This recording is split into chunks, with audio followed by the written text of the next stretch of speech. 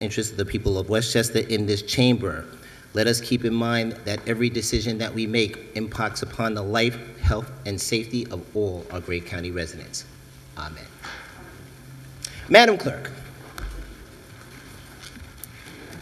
Majority Leader Harcum. Here. Minority Leader Mazzano. Here. Ms. Borgia. Here. Mr. Burrows. Here. Mr. Gelfarb. Present. Mr. Kaplowitz. Present. Ms. Marcotte. Here. Ms. Myers. Here. Ms. Perez. Here. Mr. Ryan. Here. Ms. Shimsky. Here. Mr. Smith. Here. Ms. Brickman. Mr. Testa. Here. Ms. Williams. Mr. Williams. Here. Mr. Chairman. Here. Mr. Chairman, we have a quorum. Thank you, Madam Clerk. Mr. Harcum. Thank you, Mr. Chair. Point of order. I would request a 5-minute recess in place for each caucus to discuss 2 items, please. Sure. We're Thank you. on recess. Second. Mr. Mazzano on the second. Right? We are on recess at the call of the chair. In place.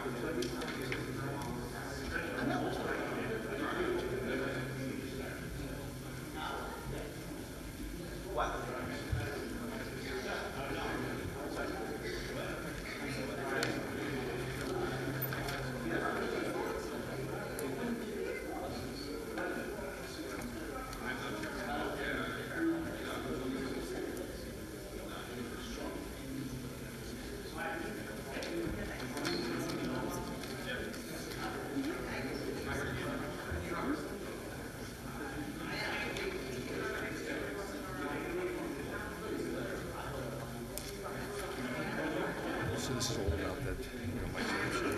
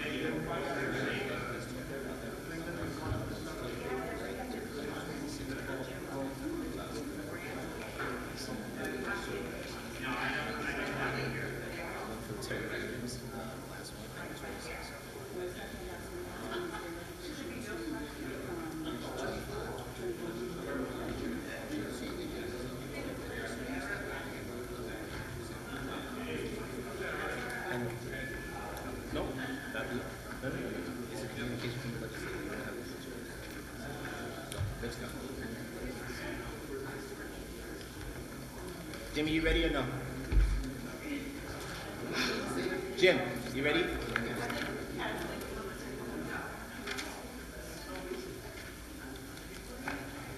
Ready? All right, we're back in session right now. Mr. Harcum.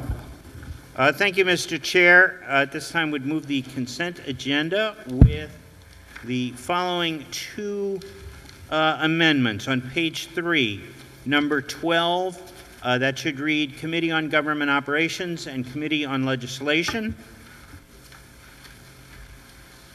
And I believe that is it, and I believe Mr. Mazzano may also have one addition to that. I'm sure. Mr. Mazzano. Thank you. I'd like to make a request that item number 25 on page 9 be severed. It is severed. Thank you. Other than that, Mr. Harcum, Mr. Mazzano. Mr. Williams. We are on consent. Mr. Mazzano. Your pleasure with item 25. Yes, Mr. Chair. On that item that I asked to be severed, number 25, I'd ask to receive and file that item. Mr. Mazzano, receive and file on item 25. Madam Clerk, a long roll call vote. Fine, Mr. Burrows seconded that particular motion. Madam Clerk. Mr. Harcum. Nope. Mr. Mazzano. Yes. Ms. Borgia. No. Mr. Burrows. Yes. Mr. Gelfarb. Yes. Mr. Kaplowitz. Aye. Ms. Marcotte. Aye. Ms. Myers. No. Ms. Perez. Yes. Mr. Ryan. No. Ms. Shimsky. No. Mr. Smith. Yes. Ms. Spreckman. Yes. Mr. Testa. Yes. Ms. Williams. No. Mr. Williams. No. Mr. Chairman. No.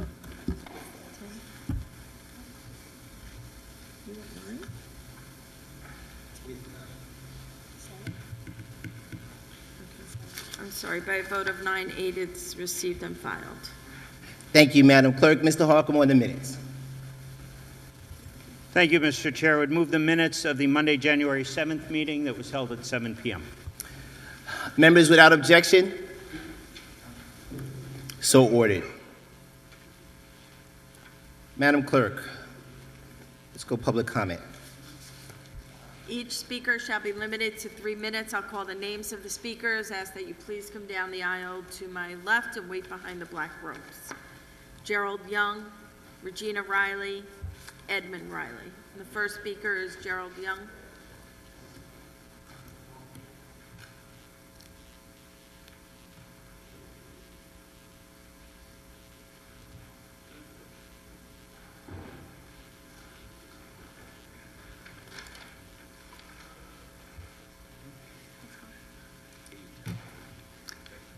Good evening, legislators. Good to see everybody in 2013.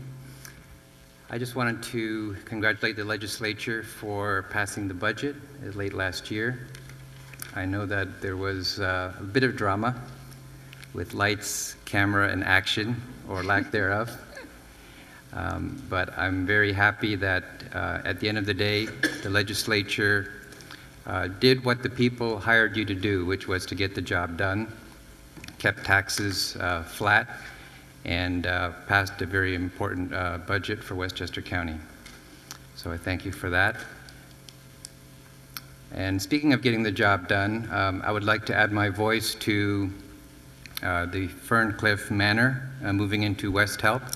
I think we have a facility there that is standing idle right now, and we have an organization that is a wonderful organization that helps the developmentally disabled, that is ready and willing to move right in. So I think I encourage the legislature to put politics aside and to get the job done in that area. And the last thing I just wanted to mention was to highlight an area that the legislature spent some time on, which was not really good use of time. And this was, I think, about 12 to 15 months ago. You may remember that there was a push for this clinic access bill. And at that time, we were told that women's rights were being violated, and there was all kinds of mayhem on the streets.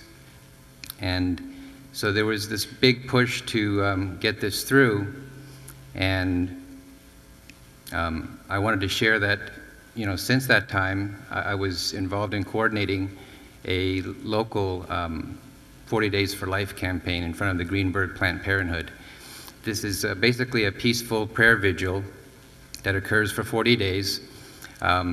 Supervisor Feiner was made aware of it. He actually contacted the owners of the Planned Parenthood and told them that we were coming, essentially. Also, I was in contact with Captain Bryan of the Greenberg Police, and he was very aware of what we were doing. During the time, and this was in the fall of last year, October, everything went very smoothly. I mean, basically what it told me is that the laws that we have in place today work very well. Everybody's rights are respected, and you're more than welcome to come and talk to us when we're there. We're going to do another one pretty soon, starting and coinciding with the Christian season of Lent, starting February 13th. And we're more than happy to come and speak with you if that be the case. So my message is really simply keep up the good work, spending your limited time and resources doing things that really matter to Westchester County. Thank you. Regina Riley.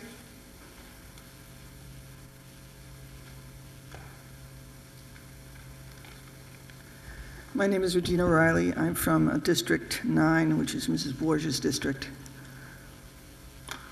In Mr. Obama's second inaugural address, he reduced the self-evident truths that we are endowed with by our Creator to a belief or a creed. A creed is not the same as self-evident truth. Life, liberty, and the pursuit of happiness are philosophical facts. They are God-given. No one can bestow it or legislate it. Life and liberty comes from God.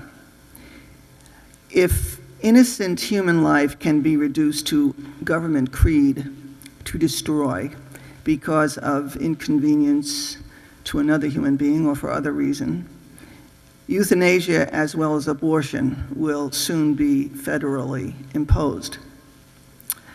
Mr. Obama pitted principles which the government class can manipulate against absolutes which government cannot manipulate. Truth is an absolute. The embryonic child is a human being. Her chromosomal makeup is identical to her chromosomal makeup when she's age 26. That is a biological fact. The truth of her right to life is as self-evident then as the subcellular proof of her intrauterine humanity. I ask this body to make a resolution and to urge Albany to decline the Klein and Stewart Cousins unlimited abortion bills, the dehumanization of human life in the womb, and the increased threat to the lives of the mothers will make further inroads in this already corrupted and morally decadent state. So I ask you to make that resolution. Thank you. Ed Riley.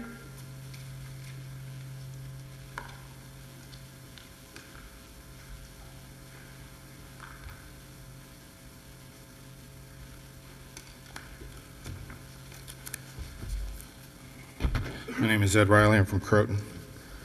I'd like to thank the 8 to 10 busloads of people who came down to the March for Life. Mr. Test would be glad to know that 4 of those buses came out of the city of Peekskill, and the other buses came out of different areas of Westchester County.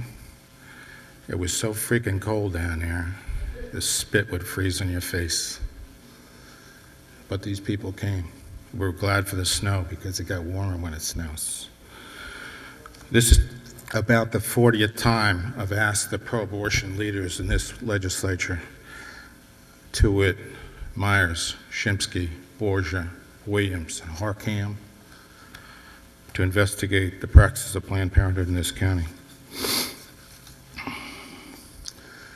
In discussing anything in this county on abortion, as with Planned Parenthood and as with the devil, Planned Parenthood and the devil share one thing in common: they're the father and mother of lies. To wit, in the debate, they insisted that Planned Parenthood does mammograms. Even Obama says that. They don't do mammograms. Never have. It's too costly, too difficult to do. They insist they do. They don't. And the liars insist they do, but they don't. With that in mind, I'd like you to refer you to an article by Mary Elizabeth Williams, a pro-abortionist, in Salon.com, which hit the headlines a week ago. She says that we abortionists, why are we lying and using these cute, circuitous phrases to cover up the fact that we're killing a live human being? It's disingenuous. It makes us look like fools. Why? Because every kid has seen his little brother in a sonogram. Every mother has watched their child in a sonogram. Why are we still lying about that? Why don't we just say that our lives are more important than a child's lives so we can kill them anyhow and be honest? But politicians in this place right here are dishonest as Planned Parenthood, and they refuse to do that. To bring you up to date on Planned Parenthood's activities. Oh, by the way, and along with that, this is an article by another abortionist named Pickert. She says why abortion rights activists have been losing ever since Roe v. Wade. At the state level, abortion rights activists are unequivocally losing. These laws are making it harder every year to exercise this right heralded by the 20th century women's movement. There is a rebellion, and I use Williams as an example.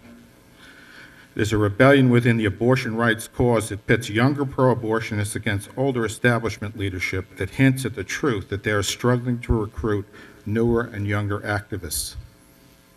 The only problem is the younger activists are willing to tell you face to face, we're going to kill my child. Now, statistically, when Planned Parenthood tells you what they do, they are providing 25% of the child killing in the United States. They have a $1.2 billion budget, and $525 million is coming from the public, the tax-paying public. Is that my time? Yes, Mr. Riley. Thank you. Thank you. Mr. Chairman, I have no other cards. Thank you, Madam Clerk. Let's go to the regular order of business.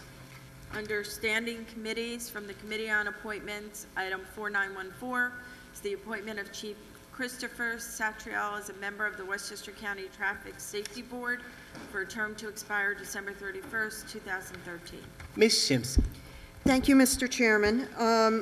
The Appointments Committee interviewed Chief Satrial, and we found him to be very knowledgeable about the details of traffic safety, especially as they apply to law enforcement.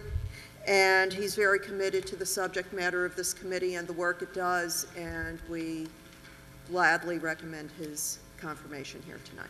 Thank you, Ms. Shimsky. Members on this item. Madam Clerk, short roll call. Ms. Shimsky. Aye. Mr. Harkam. Yes. Mr. Mazzano. Yes. Mr. Williams. Yes. Mr. Chairman. Yes. Approved 17-0. Item 5766 from the Committee on Appointments is the appointment of Lita Bloomberg as a member of the Westchester County Agricultural and Farmland Protection Board for a term to expire August 8th, 2015. Ms. Shimsky.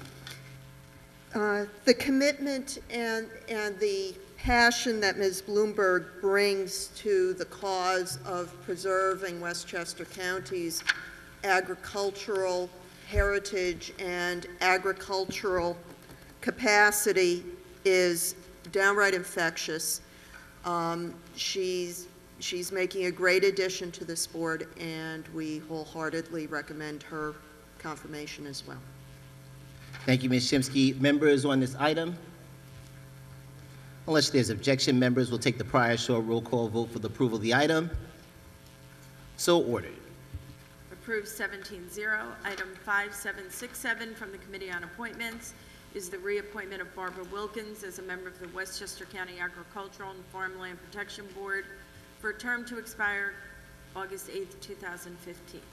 Ms. Shimsky. Thank you, Mr. Chairman. Ms. Wilkins's commitment to the cause of agriculture in Westchester County is unquestioned as well.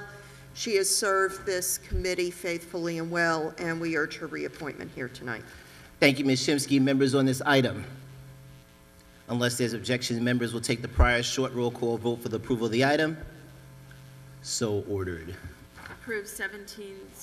Item 5712 from the Committee on Appointments is the appointment of Richard Newhouse as a member of the Westchester County Traffic Safety Board for a term to expire December 31st, 2014. Ms. Shimsky. Thank you, Mr. Chairman. Mr. Newhouse provides such important and vital service to this commission that when he first left the commission, the fellow members of the commission asked him to continue coming to meetings and helping out because they needed his expertise. He has been appointed again after a short recess, if you will, and he really brings a great deal of expertise to the job. It was fascinating to listen to him talk about the subject matter, and we are grateful for his service and hope that this will be a unanimous confirmation as well. Thank you. Thank you, Ms. Shimsky. Members on this item? Unless there's objection, members, we'll take the prior short roll call vote for the approval of the item. So ordered. Approved 17-0.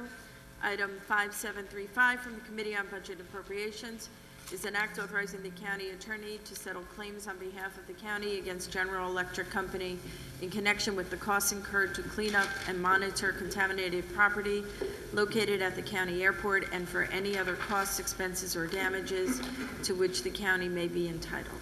Ms. Myers.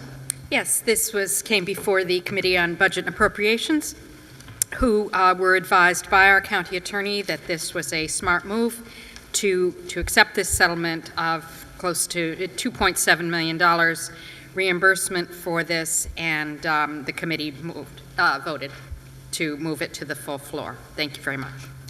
Thank you, Ms. Myers. Mr. Kaplowitz. Yes, Mr. Chairman, thank you. If my colleagues would just indulge me very, very briefly in a trip down memory lane, if you will. The first item I took on as chairman of the Environment and Energy Committee back in the days when there was a little bit more hair and a lot more color in the hair, was dealing with General Electric and the building of a new hangar at the airport. And much of the community rallied behind the idea that General Electric, like any other entity that would be out at the airport, should do a full environmental impact statement because of the critical environmental area and because of the waterways that were right around the proposed hangar. And General Electric, after much discussion, decided that that was something they did not want to engage in and, in fact, did not go forward with the hangar. We look at this item 15 years later, and perhaps maybe one could say we were right, and it would have been nice at the time, if we had to go forward, that the environmental impact statement would have been appropriate, and maybe we avoided some potential degradation. Who knows? But I obviously stand here in support of this item, glad that generally the airport has been a very, very good neighbor to the watershed, and this board, in its totality, has done a good job of managing and monitoring the juxtaposition, the unfortunate juxtaposition of a modern airport next to the main drinking water supply for all of New York City. And so this board deserves credit, and this item obviously should go forward. And it was probably wise that, in fact, we were able to put an appropriate stop to the first General Electric hangar that would have been out at the airport. Thank you, Ms. Kaplowitz. Other members? Madam Clerk, a long roll call vote, please. Mr. Harkam? Yes. Mr. Mazzano? Yes. Ms. Borgia? Yes. Mr. Burrows? Mr. Gelfarb? Mr. Kaplowitz? Ms. Marcotte? Ms. Myers? Yes. Ms. Perez? Yes. Mr. Ryan? Yes. Ms. Shimsky? Aye. Mr. Smith? Ms. Spreckman? Mr. Testa? Ms. Williams? Mr. Williams? Mr. Chairman? Yes. Approved 16-0. Item 5736 from the Committee on Budget and Appropriations is an act authorizing the county to continue to retain at county expense the Wicks Group for the provision of outside counsel services related to the county airport by extending the term of the retainer agreement for an additional one-year term commencing retroactive to November 22nd, 2012 for an additional amount not to exceed $100,000. Ms. Myers? Yes, this item was reviewed by Budget and Appropriations, and given the fact that this is the same hourly rate that we have been dealing with at $300 an hour, and with a blended daily rate cap of $2,000, and it's a $100,000 retainer, the committee felt that we should move ahead with this. So moved. Thank you, Ms. Myers. Mr. Williams? Just for a matter of public information, what type of work, if it can be described for the record, that the firm will be retained to perform? Thank you, Ms. Myers. This is counsel in the specialized fields of airport law and administrative practice before the FAA. The Wicks Group was chosen both on the basis of their outstanding qualifications and their fee structure, which was substantially below those of other firms practicing in the same field. Thank you, Ms. Myers. Other members? Unless there's objection, members, we'll take the prior long roll call vote for the approval of the item. So ordered. Approved 16-0. Item 5707 from the Committees on Budget and Appropriations and Government Operations, a bond act authorizing the issuance of $7,575,000 in bonds of the county to finance the cost of capital project RP010 Playland Storm Reconstruction. Ms. Myers? It seems like only yesterday that Hurricane Sandy blew through here. And in doing so, she definitely hurt Playland. I think, as we all know, we've had a number of excursions there. We have another one coming up, I believe, for legislators. And this is a bonding agreement to begin actually what has already started, the emergency repair of lighting, sound systems, fencing, and roofing at Rye Playland. This also includes the North, South, and Kittyland boardwalks and the main pier at Playland.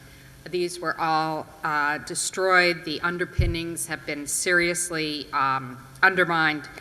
No one is currently allowed on the boardwalk because it is unsafe, and this is work that must start immediately and has started. We must approve the bonding immediately so that we can get Playland ready to open again in May, as we see fit to do. I'll now turn this over to Catherine Borgia of Government Operations. Ms. Borgia? Thank you, Mr. Chairman. As Legislator Myers said, this is to sort of bring back to operational level the park after the storm damage that was done. Some of the things that are involved in this specific bond include the reconstruction of lighting, sound systems, fencing, the roofing, things that the boardwalk that had been taken up, actually not all of the boardwalk that had been taken up by the storm, but enough to get the park back open to the public. During the course of discussing this in government operations, we learned about the really excellent work that the Parks Department has already done to bring the park back to clean up some of the damage that was done. And I wanted to remind all of my colleagues that we are actually going on a field trip to Playland at 10 a.m. this Wednesday. Anyone who would like to join us is welcome to do so. And I know that there are several legislators who are not able to make that time, so we will have a second field trip for those of you who can't come on Wednesday. But I do think it's important for us. Obviously, this is a very significant asset of the county for us to go forward with these repairs. They're very needed repairs in this very beloved park. Thank you. Thank you, Ms. Borgia. Ms. Marcotte. Thank you, Mr. Chairman.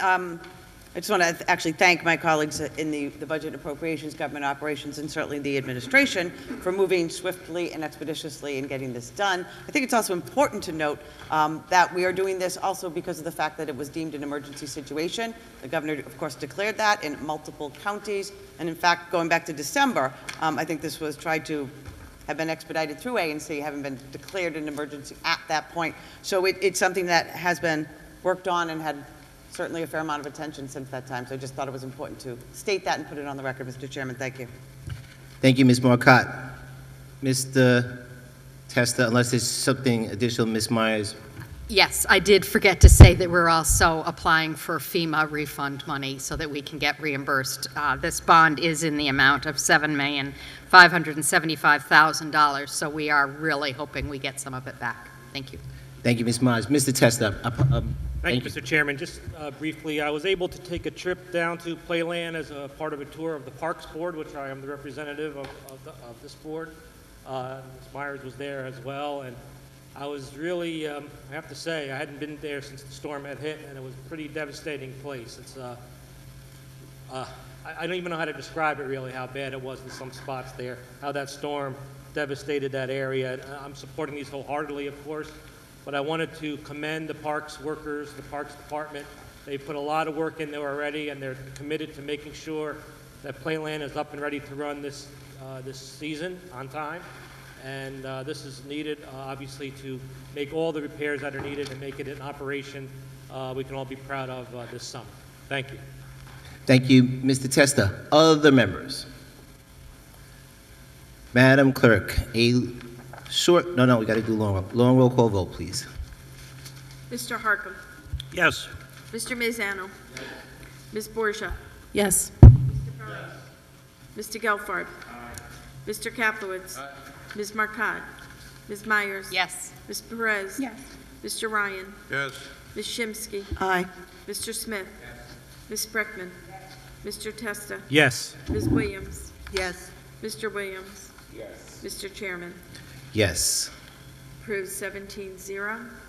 Item 5709 from the Committees on Budget and Appropriations and Government Operations, a bond act authorizing the issuance of $4,925,000 in bonds of the county to finance the cost of capital project RP009 Ice Casino Storm Reconstruction. Ms. Myers.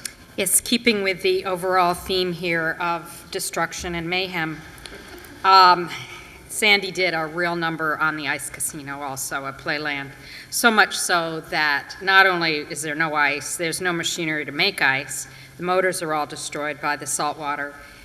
The heating has to be kept up at least to 40 degrees right now. They have been able to sort of jerry-rig that so that they can keep the pipes from freezing in this kind of weather, because that would destroy the infrastructure even more if the pipes broke. But this is necessary in order to return the ice rink to the ice casino, to redo the roof, which is a geodesic dome, and to make the ice casino usable once again and restore the revenue that it does bring in. The objective is to get this up and running by September. And again, we have applied for FEMA funding for this. I will now turn this over to Catherine Borgia. Thank you. Thank you, Ms. Myers. Ms. Borgia. Thank you, Mr. Chairman. As Legislator Myers said, there was significant damage done to the ice casino. Again, the Parks Department has done a very excellent job, given the resources that they have, in keeping the boiler going to the minimum amount necessary, but it's not really operational, and as Legislator Myers said, that is very necessary to prevent further damage this winter. This is a project that will be designed in-house by our DPW. It's on the fast track as described by Legislator Marcotte. They are hoping to have a target date of having these repairs done in September so as to take advantage of some of the hockey season for the 2013 year. We did see that in addition to the boiler and the motors, there was significant structural damage, as Legislator Myers detailed. So, Government Operations Committee felt it was very important that this move forward expeditiously. Thank you, Ms. Borgia. Members on this item, Mr. Williams. Thank you, Mr. Chairman. The last two items, I want to, first of all, let me commend both committees for the work they have done to move this expeditiously. I am supportive of the work that's needed at Playland, given the storm's devastating effects. I do have a question, however, relating to the plans for the Playland renovations or the Playland privatization, in that whether the cost, since one of the reasons for privatizing or seeking to privatize Playland is so that the debt service that is part of the Playland budget is being absorbed by a third party rather than by the county. Given these improvements, which are going to be made, there are going to be improvements, I would think that we're going to have some discussion as to whether these costs are going to be built into the price that we reach agreement with on the privatization of Playland.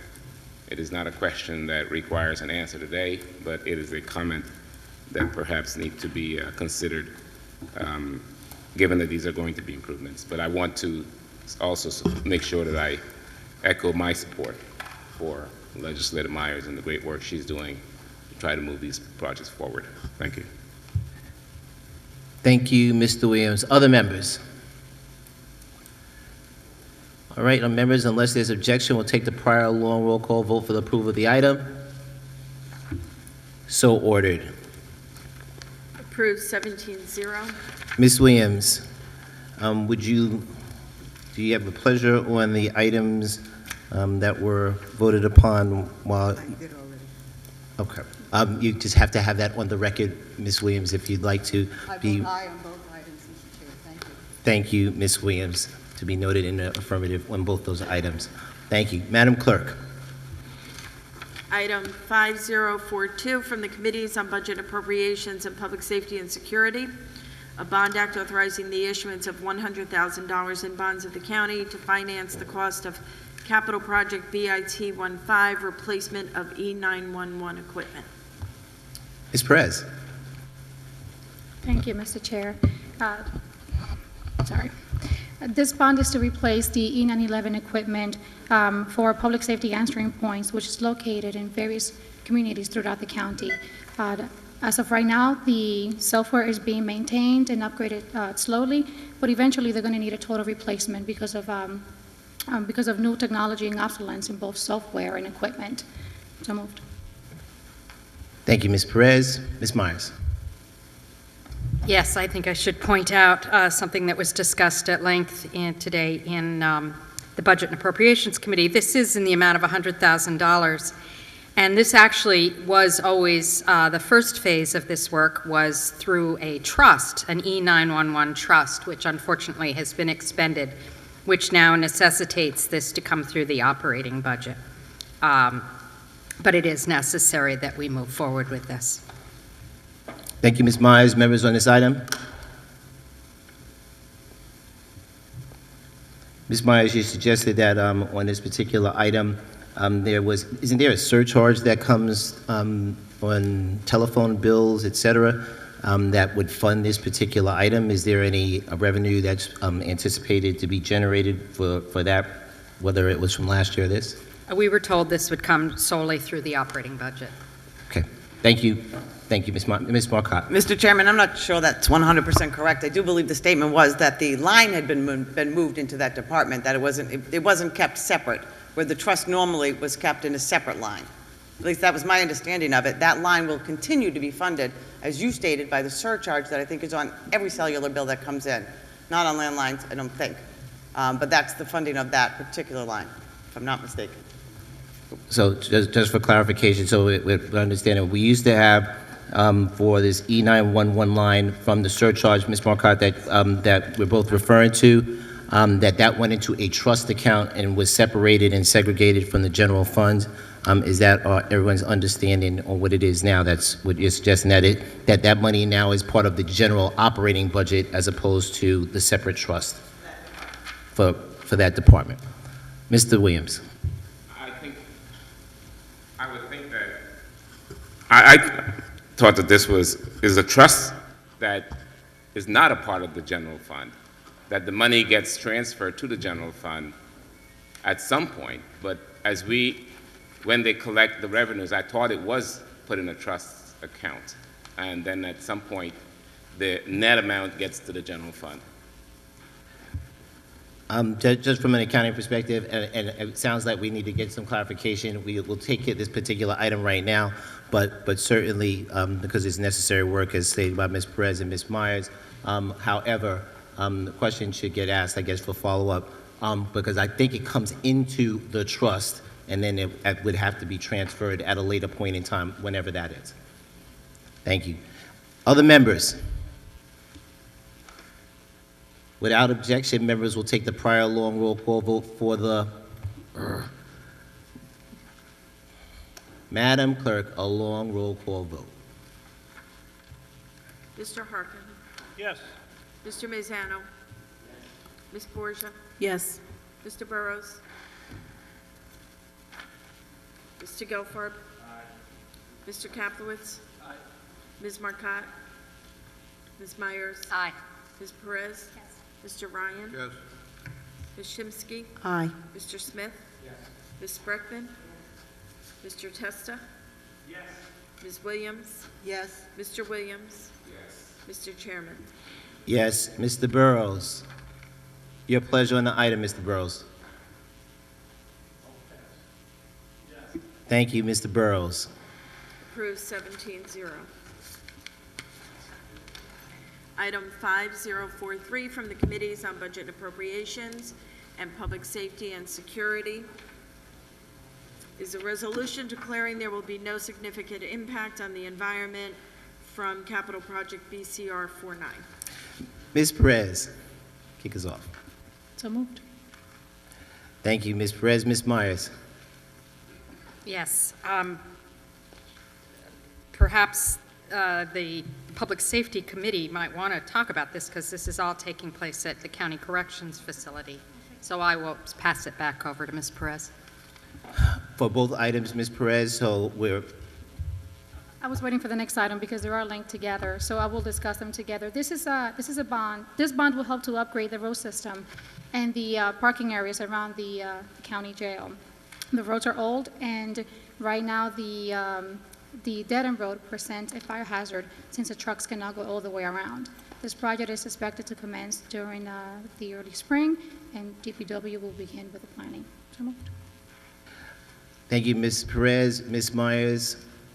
Yes, I have nothing to add other than the design work will be done in-house for this.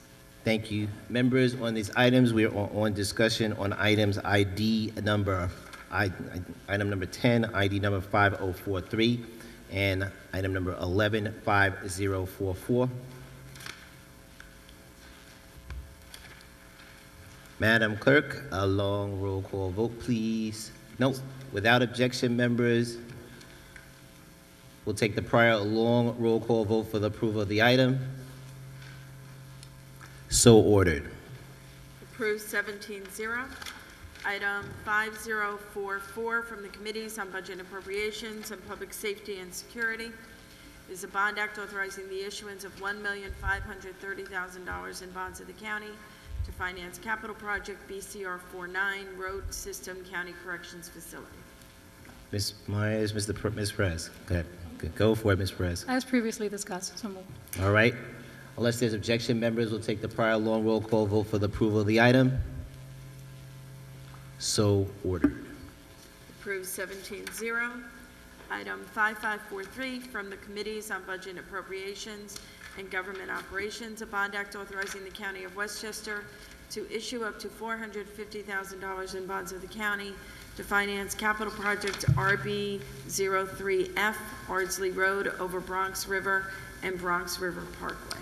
Ms. Myers. Yes, this is actually a bond request for design purposes only, $450,000. For the design of two bridges, one going over the Bronx River Parkway. It was built in 1924, and another bridge over the Bronx River itself, which was built in 1925.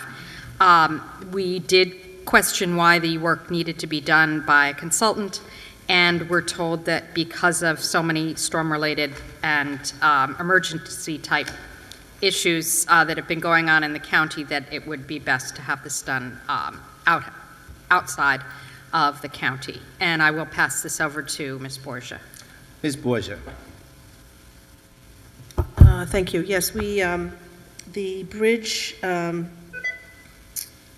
over the Bronx River was given a condition rating of 5.03 in 2009, and it has an annual daily traffic count of 15,775. The other bridge has a similar annual daily traffic count and was also rated 5.3 in 2009. This is part of the capital projects plan to look at, evaluate, and replace all of our bridges that are at the lower ratings. The design phase is going to take about 9 to 12 months, and it will be coordinated with the work that's being done on Crane Road. So as part of our routine maintenance of our infrastructure, the Government Operations Committee is recommending that this be passed. Thank you, Ms. Borgia. Members on this item. Unless there is objection, members, we will take the prior long roll call vote for the approval of this item. So ordered. Approved 17-0. Item 5607 from the Committees on Budget Appropriations and Government Operations, an act amending the 2012 County Capital Budget Appropriation for Capital Project RTB06, Tibbetts Bathhouse Infrastructure Rehab. Ms. Myers. Yes, this came to both Government Operations and Budget and Appropriations Committees. It's erroneously marked here, and we were told that the submittal letter, as well as everything, the act, et cetera, would reflect 2013. I'm not sure that has happened. Do we know whether that has happened? But this is definitely for 2013, not 2012. The design has been completed on this. We have the construction documents for the increase in this project of $450,000 in order to fund the cost of construction and construction management to replace the existing elevator. During the existing construction, it was determined that the elevator needed a lot of work and needed to be replaced. We did worry about the date issues, but hopefully this has been resolved. I'll pass this over to Government Operations. Thank you, Ms. Myers. Ms. Borgia. Thank you. In the Government Operations Committee, we heard that, as Legislator Myers said, during the other work that was done on Tibbetts over the 2012 year, it was determined that the elevator needed to be replaced or upgraded, the mechanicals needed to be upgraded, and that it was not really safe for the uses in which it was intended, including making the park handicap accessible for families with small children in strollers to access the pool area, and also because there's a hope that we will be able to find a restaurant/catering facility, and they would need use of the elevator as well for the efficiency of their operations. As Legislator Myers says, this project was somewhat unusual in that the design money for prior part of the project, they were able to include the design of the elevator, so this is ready to go. It is hoped that if we do pass this legislation, assuming all the paperwork is correct, that this work can be done expeditiously. It will be done primarily in-house, and that we will be able to have this elevator operational for the 2013 pool season. Thank you. Thank you, Ms. Borgia. Members on the side, Ms. Spreckman. I'm just very happy that they've done so well in the pool and in the whole area, and this is like the end of it, and we need the elevator. It was really, they couldn't fix it anymore. It needed to be done, and the people coming in on the first floor have to go to the second floor with their kids, and like she said, there's strollers and handicapped people. It's really needed, and the third floor is going to be a beautiful catering hall, which a lot of people will be making affairs there, so they need an elevator. I'm happy about it. Thank you. Thank you, Ms. Spreckman. Other members on this item?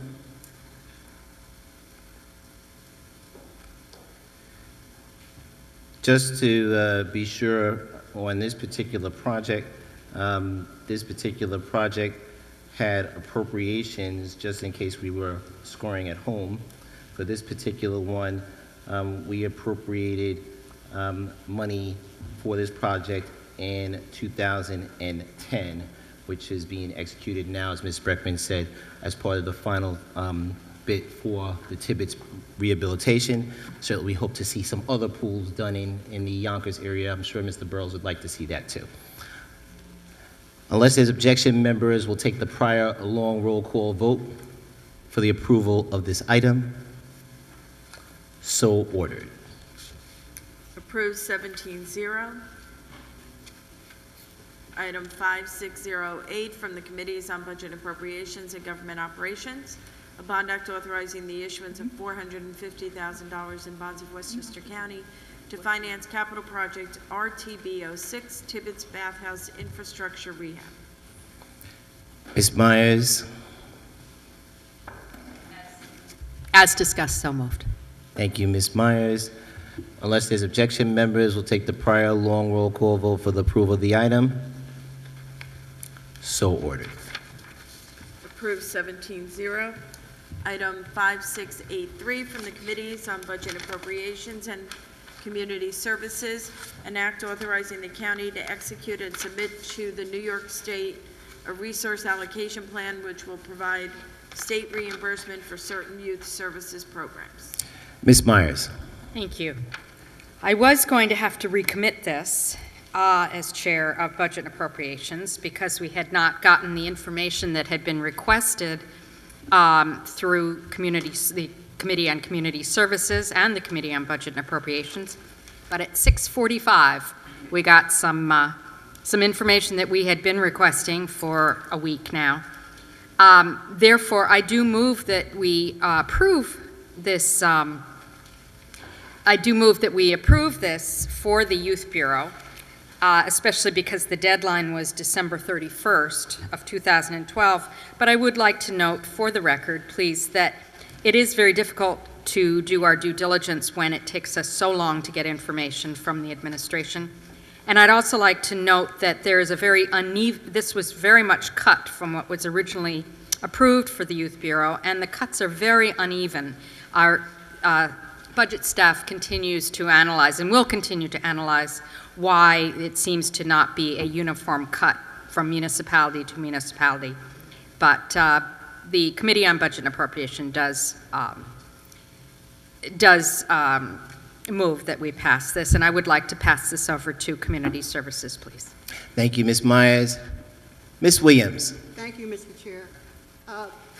This resource monies is reimbursement to the Youth Bureau for services provided by the county for youth development services and delinquency prevention programs throughout the county for the calendar year. And as Ms. Myers stated, it was reimbursable as of December 31st, 2012. So we're a bit behind in terms of our calendar, but this money is due the county for the expenditures already made. Thank you, Member. Mr. Williams. Yeah, Mr. Chairman, I am also troubled by the disproportionate cuts that are made to these programs. The money comes through the New York State Office of Children and Family Services. I haven't had, as Ms. Myers indicated, Legislator Myers indicated, we haven't had a chance to analyze exactly the basis for the disproportionate cuts, but I can assure you, and for those who are listening, that youth services in this county are very important. They are young people who are at risk and need services. And games ought not to be played with the future of young people. I will personally write to the New York State, as a matter of fact, I'm going to contact my legislator as well as write to the state office, to the governor's office about the way that I believe that these cuts are if we don't get a satisfactory response as to why is it that the cuts are not, why they are not even and why they're disproportionate in terms of some communities. Thank you. Thank you, Mr. Williams. Other members on this item? The only other additional point is this, Madam Chair, on this particular item, is this the reimbursement, is this the one that we get appropriated, I guess, in the calendar year for the state? Or is that, so we would get the appropriation, the dollar amount that we would get would be done, I guess, at the state budget, which was April 1st. And is that this particular amount, Madam Chair? Yes, I believe it is, sir. What the state has said, though, is that the requests for this reimbursement and all of the backup data has to be in ASAP so that they can make the determinations. Thank you. So it's a one-year jet lag almost, so that we get the appropriations based on the expenditures from the previous year. So they plug that number into the budget. So for our county, it's almost a year behind. So we get the money for 2012 or for 2013 based on these appropriations, and that gets plugged into the state budget for appropriations for the year. Okay. Yes, except I believe it was also testified to that the county does not actually pay these individual entities until it receives its state reimbursement. So the county is also behind in their payments. Okay, so again, just for clarity, the way that I understood this particular program, the way that this works is we get appropriated from the year before that's in the state budget, so we actually know how much money that we're going to have in, I guess, March, April, when the state budget is adopted, and then we're able to move forward from there. So there should not be, we shouldn't be waiting till 12/31, in essence, to get those reimbursements in. And I believe that's the way it is. Okay, other members? Again, it sounds really confusing, but what happens, the way that I understood this money from Office of Children and Family Services, is that because these agencies are so vital, what happens is we get the we know how much money we're going to have to reimburse these programs in April when the budget is passed, and for the last 2 years it's been April, so that we've known. Sometimes it's later than that, but let's say that it's April. So we know in April how much money that we're going to have to allocate for those programs. So at minimum, that maybe we can have in committee some additional discussions with the Youth Bureau to make sure that these valuable programs are not having to wait to be reimbursed until December 31st or later, as they're on shoestring budgets as it is. Unless there's objection, members, we'll take the prior long roll call vote for the approval of the item. So ordered. Approved 17-0. Item 5687 from the Committees on Budget and Appropriations and Government Operations, a bond act authorizing the issuance of $500,000 in bonds of the county to finance capital project BIT 6B, purchase of computer equipment 2011 through 2015. Thank you, Ms. Myers. This is a bond act for $500,000 that would fund the purchase of computer-related equipment necessitated by updated technology and also a need for some new storage equipment. This is actually for calendar year 2011. 2012 was actually done last April, because it included a lot of the work that the DA's office needed. So this here is 2011, and I will turn this over to Government Operations. Thank you, Ms. Borgia. Thank you, Mr. Chairman. As Legislator Myers said, this is taken a little bit out of order. We passed the appropriation for 12 last year, and then this is sort of a catch-up measure to purchase the items that were scheduled for 2011.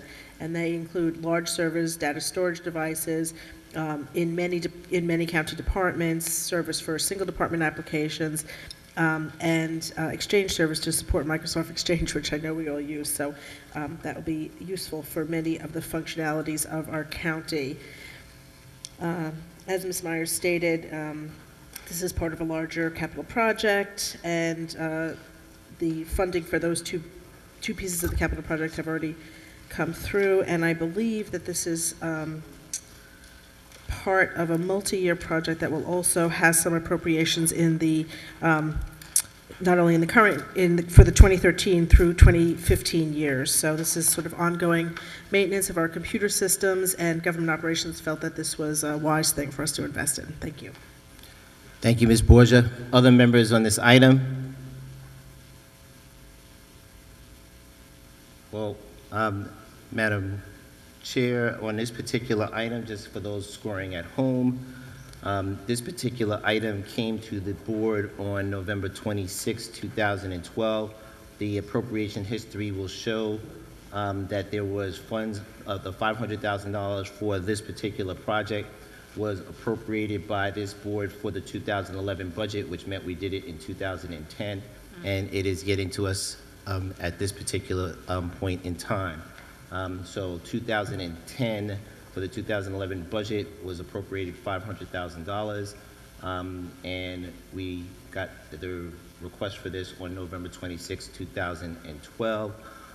It's certainly something that's necessary with some of the equipment that our clerk is telling us that is failing her at this point in time. Hopefully, we'll have some good results from this. Unless there's objection, members will take the prior long roll call vote for the approval of the item. So ordered. Approved 17-0. Item 5688 from the Committees on Budget Appropriations and Government Operations, an amended bond act in the total amount of $4,250,000, which includes $450,000 in previously authorized bonds of the county to finance capital project RWPR1, Ward Pound Ridge Reservation restoration of historic buildings and site work. Ms. Myers. Yes, this is also an item that came to us on November 26th. We have moved this forward with all due haste, given the importance of Ward Pound Ridge Reservation and the work that needs to be done up there. This particular bond would be for $3,800,000 to finance the restoration of the historic buildings and site work. The design is 95% done. It has been done in-house. The objective is to bid these jobs out as soon as we can and begin the work ideally at the end of the summer. This includes, well, you know what, I will let Government Operations talk about the particulars. Thank you. Thank you, Ms. Myers. Ms. Borgia. Thank you, Mr. Chairman. The work does include several of the lean-to shelters that are used by hikers and people who camp out overnight in the park. It also includes the maintenance garage, which is used as a facility by our Parks Department where they run a lot of operations, the visitor center, the office building, the maple sugaring house, related site work. There's about 20 shelters that are very rustic in this park. It's a beautiful park. It's quite large. It's quite secluded. It's very, it gives you very much the feeling of being sort of away from the maddening crowd, and it is used as such by a wide variety of people in the county. This, so they have these sort of rustic, historic lean-tos. They are planning to, with the passage of this bond, repair them a little bit at a time, both to keep the authentic sort of flavor of these structures and also to make sure that the park can be in continuous use. It's a place that I'm particularly fond of because my children as young people really loved it there. So this is something that I think is really important. We keep up our parks, keep up our natural places in Westchester County, because they are so significant to us. I think that our commissioner speaks very eloquently about the restorative nature of our county parks, and this is one area where you can really see that happening really every time that you go there. So Government Operations felt that this was an important project to move forward, and we are recommending its passage. Thank you, Ms. Borgia. Mr. Harkin. Thank you, Mr. Chair. As the legislator for the district that encompasses Ward Pound Ridge, I thought I'd just say a few overarching items about this item and the next item. First, thanks to the administration and the Parks Department. This has been in the works for actually 2 administrations now as part of the 5-year capital plan. And the Parks Department, this administration have worked hard on this. And special thanks to Committee on Government Operations and Committee on Budget and Appropriations for expediting their review of this. As Catherine Borgia, Legislator Borgia said, Chairwoman Borgia said, forgive me, the hour is late, that this is a remarkable park, and it is. It's over 3,000 acres. People may not realize it was the first nature conservancy preserve in America. The lean-tos that were referred to were built by the Civilian Conservation Corps during the Depression. It really is a remarkable park, but unfortunately has not gotten the upkeep that is warranted by such a grand facility.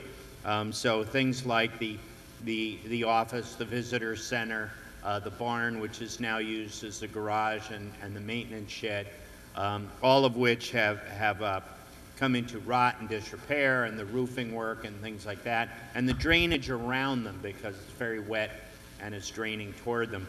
The other portion, if I may jump ahead just so I don't have to stand again, is about the roadway and the parking facilities coming in. Anyone who's been on that, the county executive and I were joking after he went up there over the summer at how bad Reservation Road is. And it's so bad, in fact, that people have cut through Bountonville Road, which is part of Lewisboro, to avoid Reservation Road coming in, and it's become a safety issue, a parking issue, a traffic issue, and the lower lot is even worse.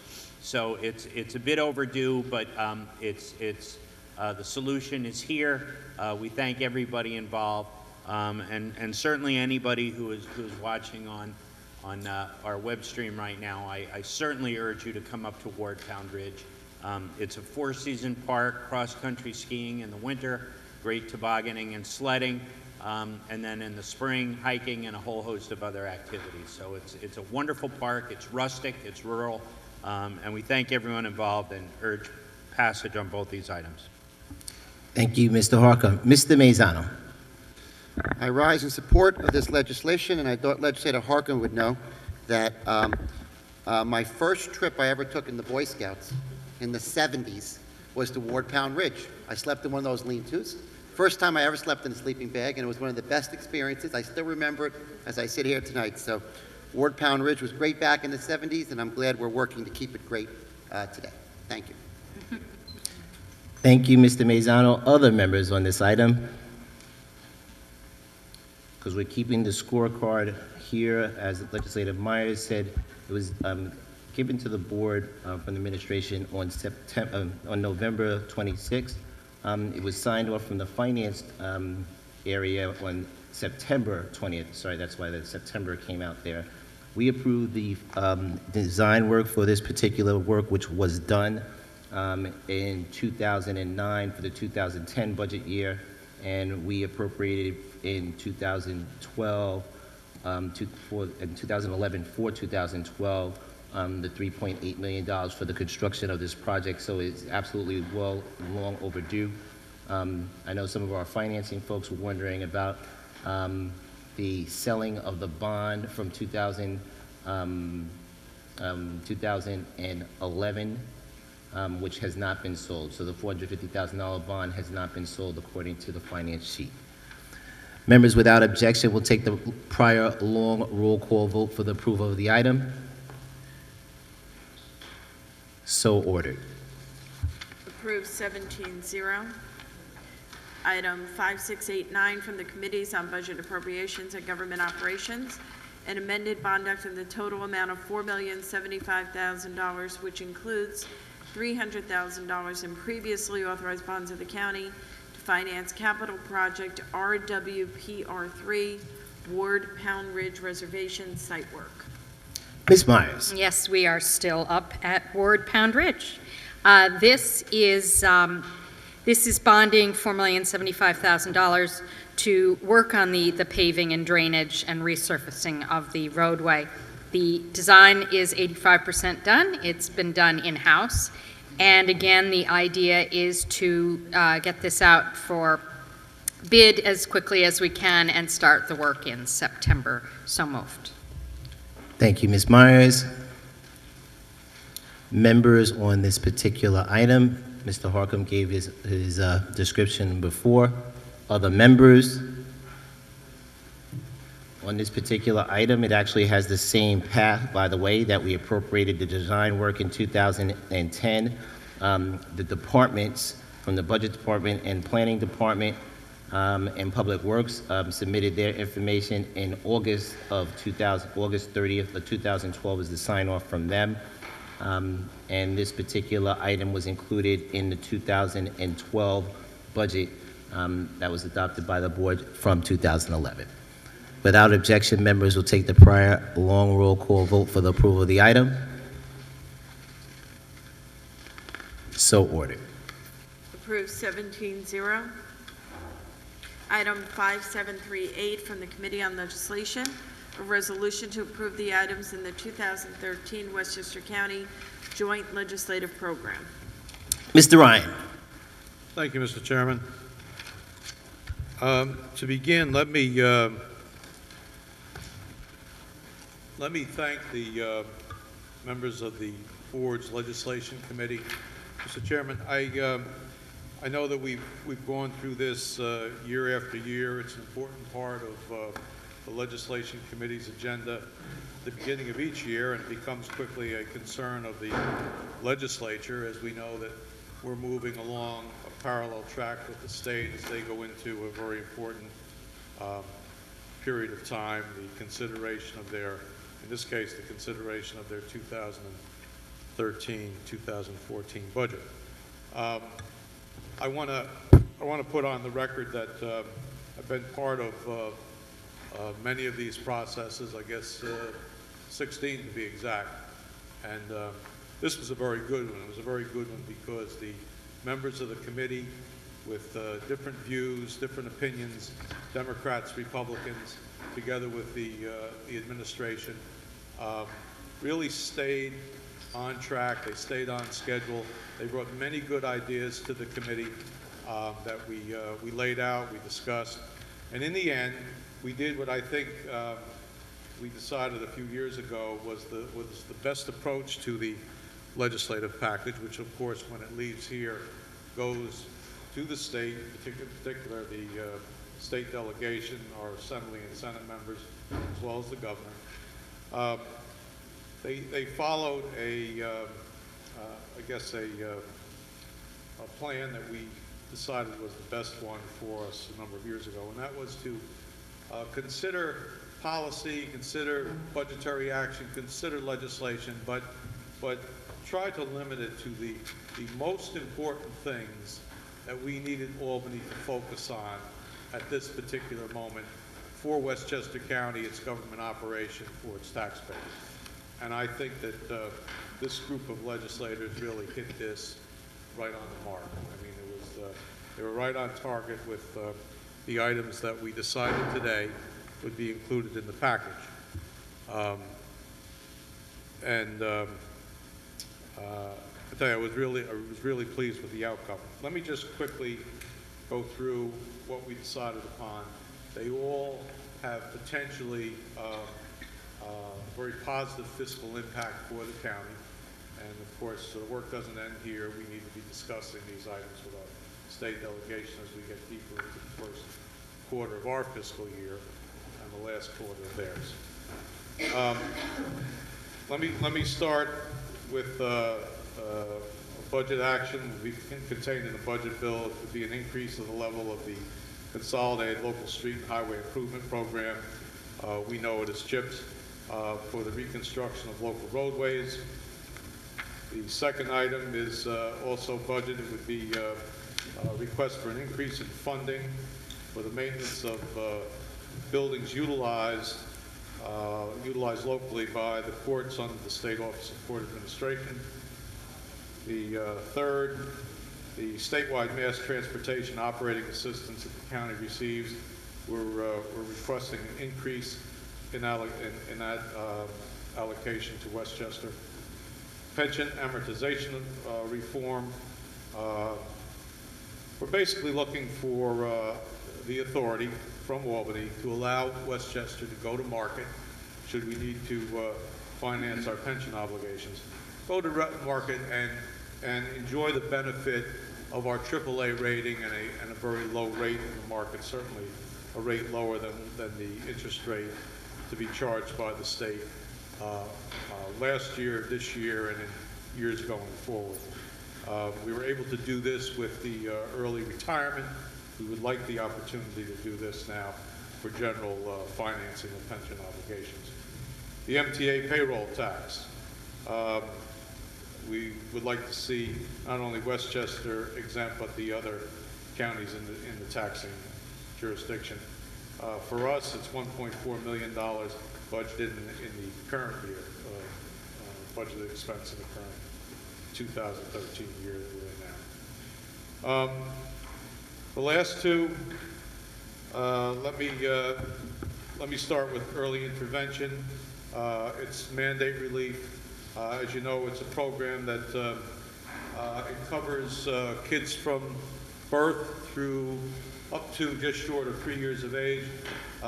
These children are disabled or developmentally delayed. Since its inception a number of years ago, the costs of this program have increased dramatically. In the current year, for example, costs are running about $650 million. That's a tremendous figure that nobody envisioned years ago. County's share of that is slightly more than 50%, $330 million. So our concern, obviously, is the continued growth of this program. So to cut right to the heart of the impact that we need to see through mandate reform of this program, we're looking for amendments to the public health law that would require early intervention service providers to become part of a health insurance network. We're looking to see a limit on the relationship between early intervention service providers and their evaluators. We're looking to guarantee the service providers are qualified. Insurance companies should be required to enter into agreement with the service providers for rates of pay for service. We're also looking for an amendment to the public health law that would allow insurance companies to be present during IFSP hearings to ensure the best coordination of services and costs. So a lot of different things. I'm not going to go into greater detail than that. These things, should they get done, all translate in cost savings. That stands to our benefit. And the final item, Medicaid local share. And obviously, we've talked about this year after year. We're looking for a state takeover of the local share of Medicaid costs. We're suggesting that they approach it. Nobody expects it to be done in 1 year, but a multi-year takeover could be possible. We're looking to see the local share here in Westchester reduced annually by either a set percentage or formula. And we understand our responsibility to kind of point the way. We mentioned a few years ago that we would help them see their way clear to do this. It's always about money, and we know that already underway is the efforts of the Medicaid redesign team. They have recommended savings now. Those savings will continue to be generated as more and more is added to that plan. That represents resources that can be utilized, and also there is a tremendous impact, new resources that modeling shows will come to New York State through the Federal Affordable Care Act. So these things in combination give the state a tremendous opportunity to deal with $7.5 billion that was put on counties throughout New York State, 5.5 within the city of New York and its 5 boroughs, and the other $2 billion in the 57 counties outside the city of New York.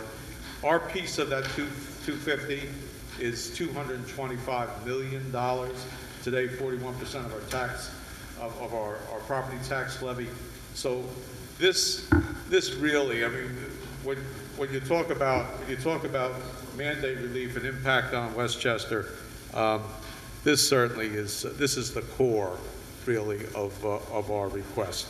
So very quickly, that represents a summary of the package that the fine efforts of the Legislation Committee have put before the board tonight. And obviously, our request is that these be approved, and we send this package as quickly as possible to our senators, the Assemblyman, and the governor. Thank you, Mr. Ryan. Members on this item. Mr. Mazzano. Yes, Mr. Chair, I just rise to agree with Legislator Ryan, the legislation chair, and I appreciate his work as chair of the committee, keeping our requests to Albany very focused and specific, and issues that deal with their county budget and protecting Westchester County's taxpayers. Also for the members of the committee working in a bipartisan way to come together to find these specific items that will best help Westchester's taxpayers. Just wanted to say for the record, you know, our effort over the years to lobby Albany to get changes through the state government to help Westchester County have only been successful when the 17 legislators and the county executive continue to work on it. We can't just send it up and expect things to happen. We all have relationships with the state legislators. We need to follow up with them. We need to lobby them. We need to talk to them. We need to push them. And we need to stay on top of our own legislative packet, all 17 of us and the county executive. I can tell you there was years where I think myself and Ken, and there was another year with myself and Bill, we were making calls with 2 days to go in the session, begging them to get legislation through.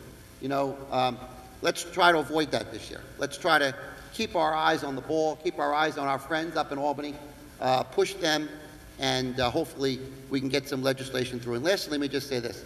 One thing I've noticed in this process, having been through it 16 times, like Legislator Ryan, is maybe sometimes we don't stress the urgency enough to our state legislators and give them all the tools to explain these things to their colleagues in Albany.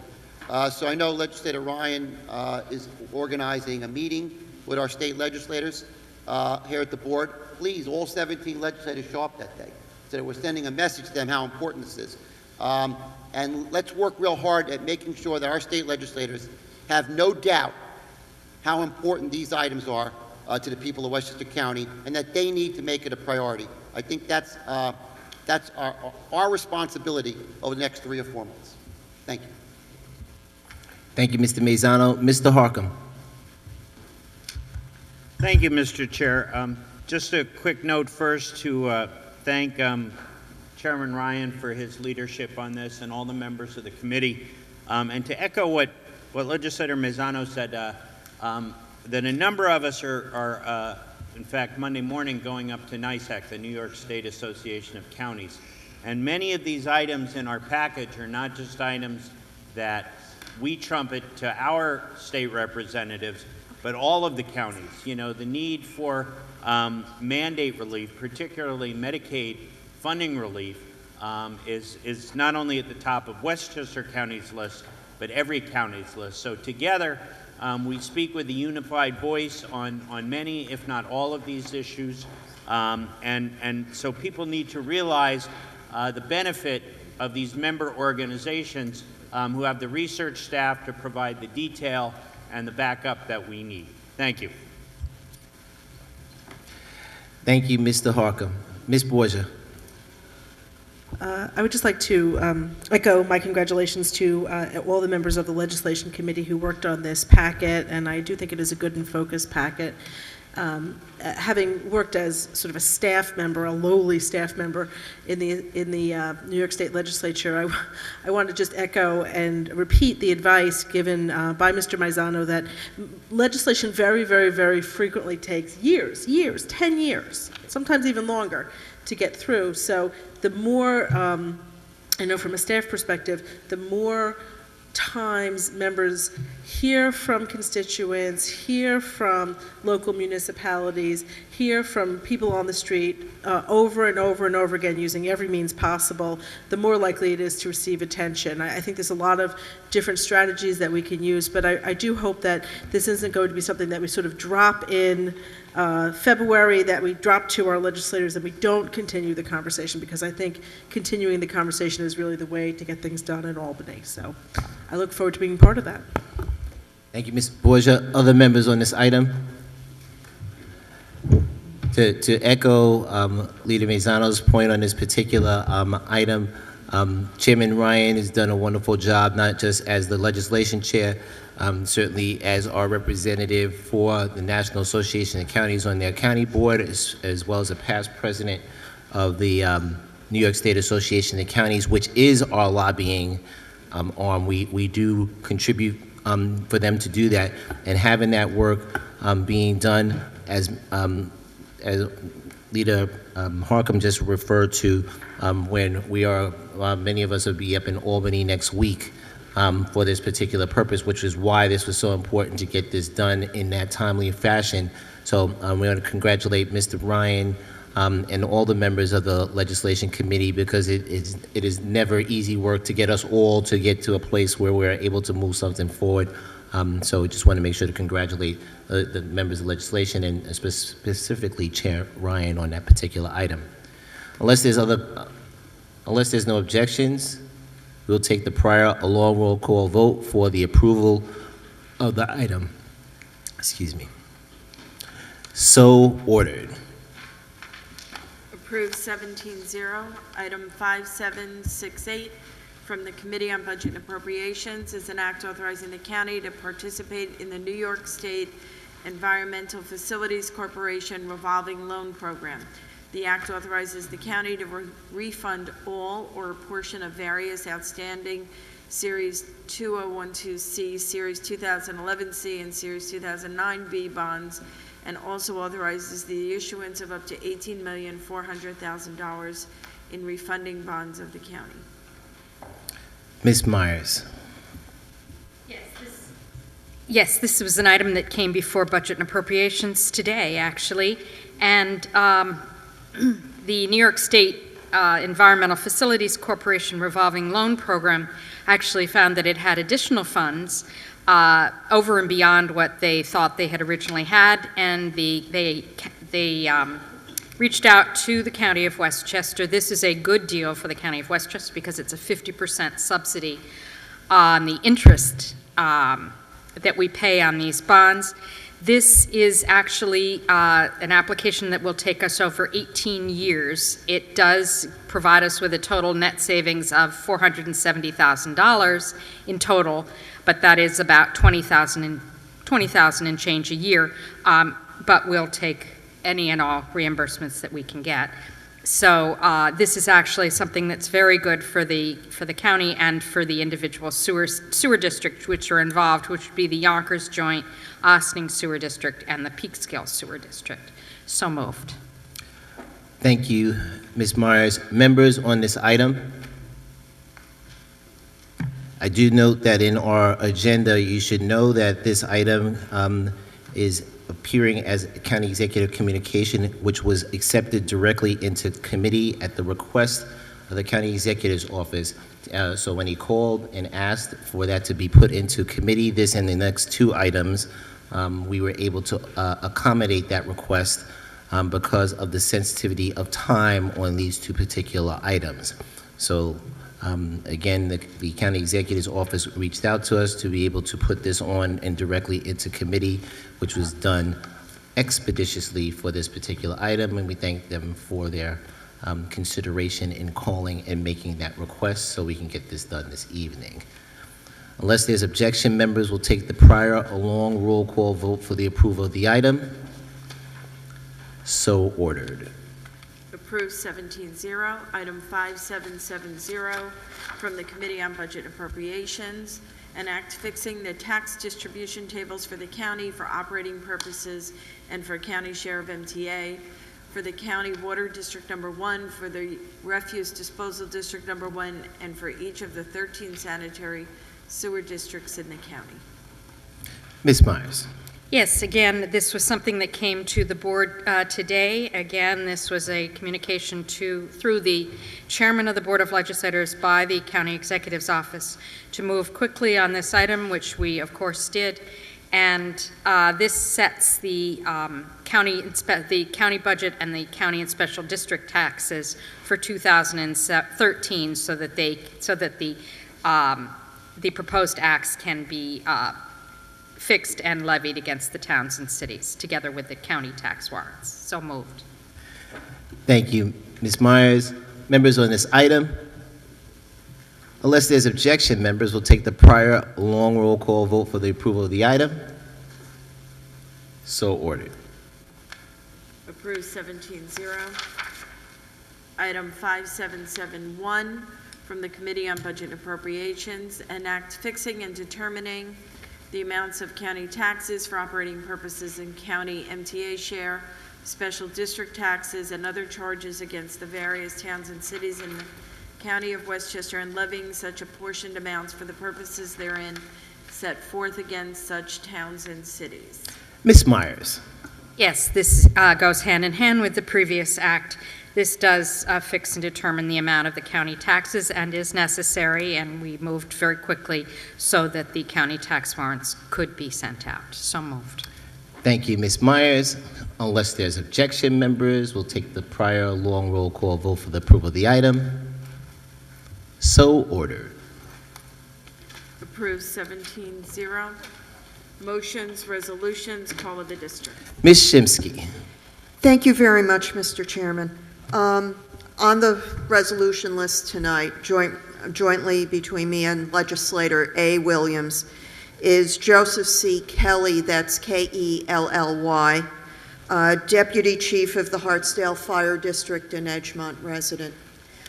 He passed away suddenly after a very brief illness late last week.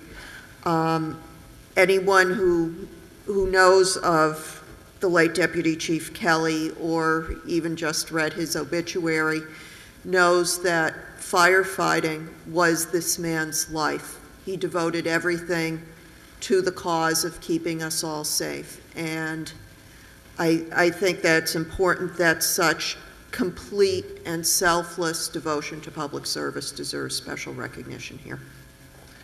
Thank you, Ms. Shimsky. Mr. Williams.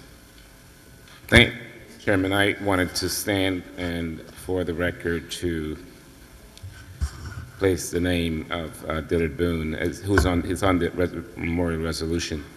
As many of those who know Dillard Boone know that he has committed his life to the arts here in Westchester, all over the county. He's done a lot of programs, has made it so that residents of the county enjoy art, whether it is in form of the fine arts or whether it's in form of music and all kinds of art. And he has spent a lot of his life dedicating to promoting quality programs here in Westchester, as well as in Harlem. I've had the opportunity to attend several of the Harlem Week programs that he had really, for years, had worked on really organizing it and putting them together. And this gentleman, really, when you talk about somebody who believes in the arts and really been committed to it, I find no one else that has been so committed. He's gone now, and we had a very, very well-attended funeral in Mount Vernon, and with many, many people from throughout the county who came to pay their respects. And so that as we mourn his passing, I'd like to mourn that passing knowing that here is someone who has actually made the lives of many, many people richer than he found it. And I had the opportunity to present his wife and children with a resolution from the Board of Legislators, and was proud to do so on behalf of this body for someone who's actually worked so great in this county to try to make the lives of others better. Thank you. Thank you, Mr. Williams. I know that there was several legislators that would want to add their names, at least to this particular portion, since we already gave out the resolution at the service. Certainly, I was one of those as well. Mr. Mazzano. Thank you, Mr. Chair. If I may, I'd like to just rise and briefly comment about two people that I put in today. One of them is the mother of our Board of Elections Commissioner, Doug Culte, and also the Westchester County Republican Chair. I think it's fair to say, in a bipartisan way, Doug's a really good guy. We all know Doug. He's a nice guy, easy to work with. His mom was the same way, just a lovely lady. There's nobody that ever met Mrs. Culte and didn't like her. I mean, she was that nice of a person. Just like Doug, she had a very nice personality, very fair, nice person, and I knew her before I got involved in public life. She worked for years in Judy's district at the Larchmont Shore Club. She was a receptionist when you came in, so generations of families at the Larchmont Shore Club knew Mrs. Culte, a wonderful lady. And sadly, on the same day I learned Mrs. Culte died, about an hour later, Jean Generosa died. If you're a lawyer in Westchester and you ever went into New Rochelle City Court, everybody knows Jimmy Generosa. He's been a court clerk for decades. Another person, bipartisan, everyone loves Jimmy Generosa. That's his mom. His mom had the distinction, I'm sure you have some on the other side of the aisle, but on our side of the aisle, she's one of the longest serving Republican district leaders in Westchester County, something like, 55 years as a district leader. She really loved her neighborhood. She loved her community. She loved her church. She was really a true, the people that made this county great, public-spirited people that loved their community and tried to make it better. And both Jean and Mrs. Culte passed away on the same day, and I did want to mention both of those great ladies. Thank you. Thank you, Jim. I know that all legislators wanted to support you on that with Ms. Culte, with the chair, and because we just did that for the Democratic Commissioner's mom as well. And yes, I'm sorry, unless you were rising for that, Ms. Perez. No. Okay, so all legislators on Ms. Culte, thank you. Thank you, Mr. Chair. I'd like to add two names, Yvonne Euros and John Winfield. Thank you. Ms. Borgia, sorry. I guess it was a bad week for mothers because Marie Liebold on the list of people in my memorial resolutions is actually the mother of Supreme Court Justice Fran Connolly. So if anyone of my colleagues would like to join me on that resolution, please feel free. That would be affirmative for, let's do all legislators for Justice Connolly's mother as well. Mr. Burrows. In addition to the names I've already proposed, the name of Stanley Alexander, please. Thank you, Mr. Burrows. Stanley Alexander. Okay. And Ms. Serrato, is that judged? Yes, in fact, I think, is she on there already? I thought. She is Rosemarie Serrato. Yes. I would expect at least the Yonkers legislators, other legislators that are attorneys may want to join that as well. Mr. Mazzano, as well, for Ms. Serrato. I saw Mr. Mazzano as well. Anybody else? Yonkers, Mr. All right, why don't we just go all legislators, and that's easy to do that? Sure. Thank you so much. Mr. Kaplowitz. Yes, just join Legislator Mazzano and Jean Generosa, and who, of course, Jimmy for many years in New Rochelle. Absolutely, because Jimmy's a great guy as well, so we'll join you with that, Mr. Mazzano. Mr. Mazzano. I just wanted to mention to my colleagues, I sent an email around, I got an email back from many of my colleagues. Next Monday night, a week from right now, we'll be having that joint state-county legislator dinner up at NISAC. I have to get a head count, so if anyone is going to NISAC, is going to go to dinner next Monday night, can you please let me know as soon as possible, because we do have to get a head count for the reservation. So I think I got about 5 or 6 already. If there's any others, please let me know. Thank you. Thank you, Mr. Mazzano. Other members on call of the districts? Mr. Smith.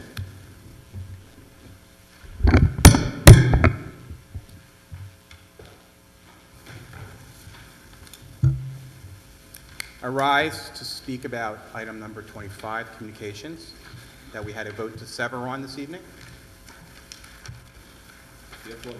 Thank you. Sure.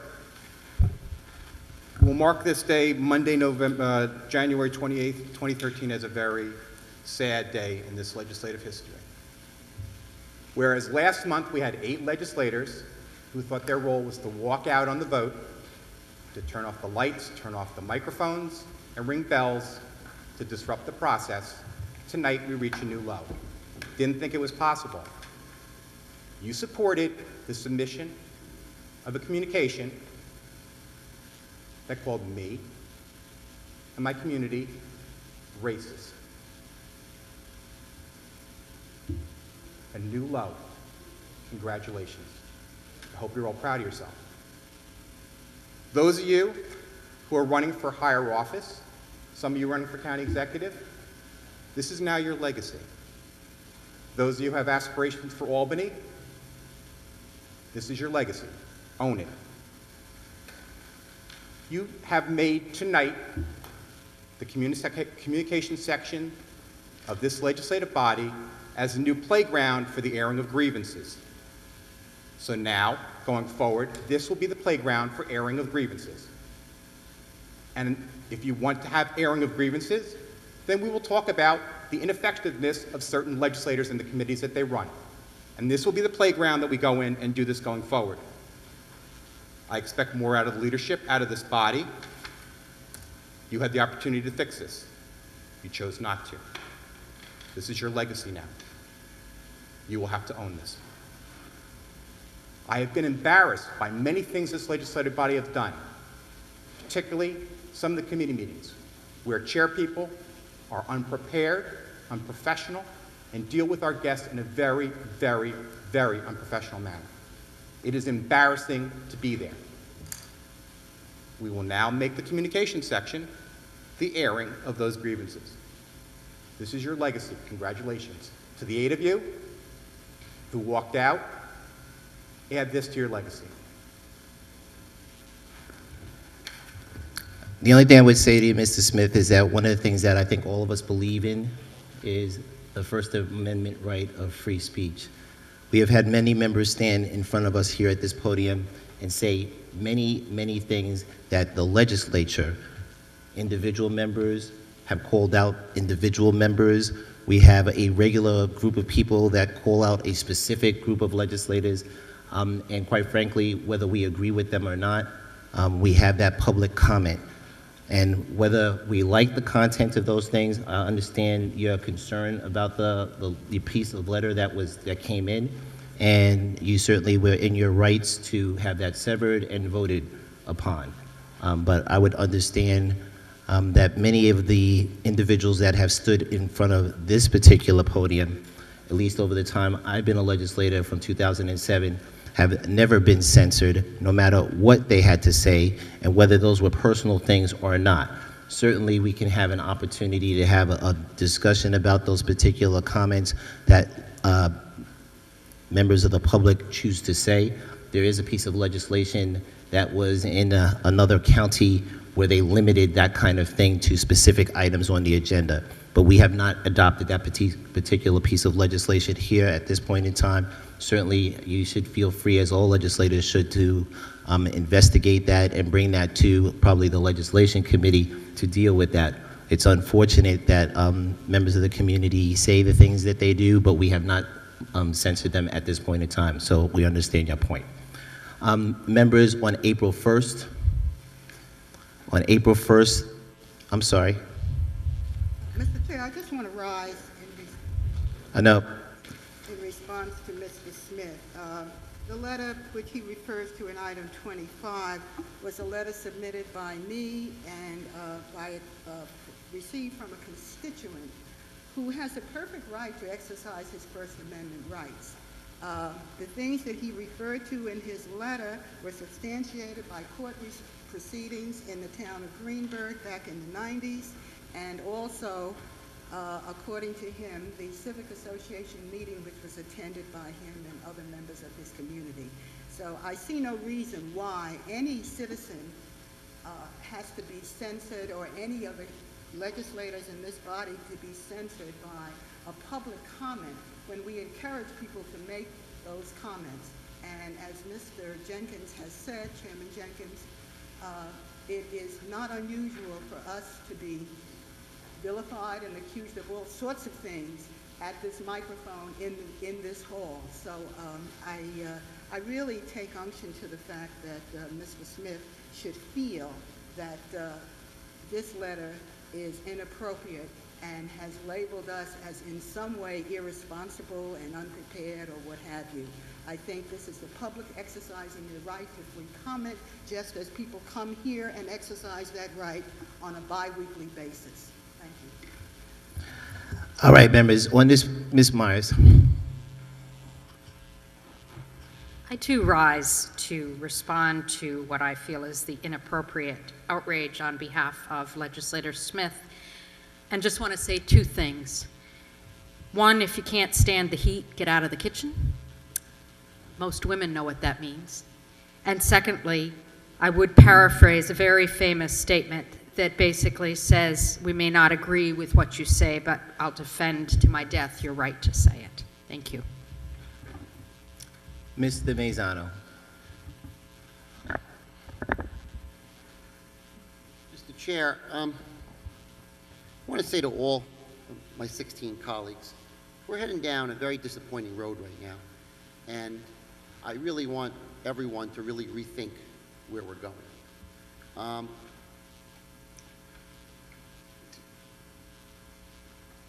We all get lots of communications.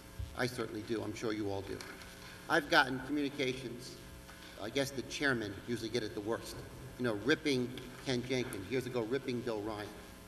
I wouldn't think of putting him on the agenda of the board. Wouldn't even think of embarrassing a colleague that way. Wouldn't even have crossed my mind to embarrass a colleague that way. As a matter of fact, virtually every time someone attacked Legislator Ryan when he was a chair, and now Legislator Jenkins was a chair, I actually responded and stood up for my colleague. I did the opposite. I stood up for my colleague. Because we're 17 legislators supposed to be working together to improve the county of Westchester. I would never embarrass my colleague like that. I would stick up for my colleague. The thoughts of this constituent that sent this email to Legislator Williams are reprehensible. He should be ashamed of himself for the things he said about Legislator Smith. And Legislator Williams should be ashamed of herself for putting this on the agenda. Because this is a board of legislators. We're a board. We're supposed to work together. We're supposed to compromise. We're supposed to be collegial. We're supposed to be professional. We're not supposed to embarrass each other. You know what, Legislator Williams? No one's ever done it before. You're the first. I've been here 16 years, and not once did a legislator put an item on communication that they received an email to embarrass a colleague. No one's ever done it in 16 years. There's probably a reason why nobody did it. Because you're heading down a dangerous road here, folks. This is not supposed to be our communications calendar to embarrass each other. That's not what it's for. We're supposed to be trying to move forward in a positive, bipartisan way to make smart and thoughtful decisions for the people of Westchester. So everyone involved here on both sides of the aisle, I plead with you not to go down this road any further. I plead with the leadership to stop this type of thing from occurring in the future. We're not here to embarrass each other. We're not here. I have to tell you, in the years of emails that I received attacking both Republicans and Democrat colleagues, I could have put a lot of stuff on the agenda, but I never would do it. There's just no purpose to embarrass each other. There's no purpose. If a constituent wants to write a letter to the editor of the paper, go do it. There's forums to, you can come to this microphone, that constituent. But for a legislator to put something on the agenda to embarrass another legislator, that's just wrong. It's a road nobody should go down. And no one ever has. Not once has someone done that in 16 years that I've been here. Let's not start now. So Legislator Harkin, as the leader of the Democrats, myself as legislator of Republicans, let's get a hold of the situation, because this is not a road we want to go down. This is a negative road for the county of Westchester, for the 17 legislators elected by the voters to work together in this body. So please, everyone, let's pull back. Let's think about what we're doing here. because I don't think anyone wants to go down this road. It's not good for this body, and it's not good for the county of Westchester. Mr. Williams. Yeah, Mr. Chairman, I rise to really echo some of the sentiments that have been said, in that I think that courtesy given is deserved when courtesy is received.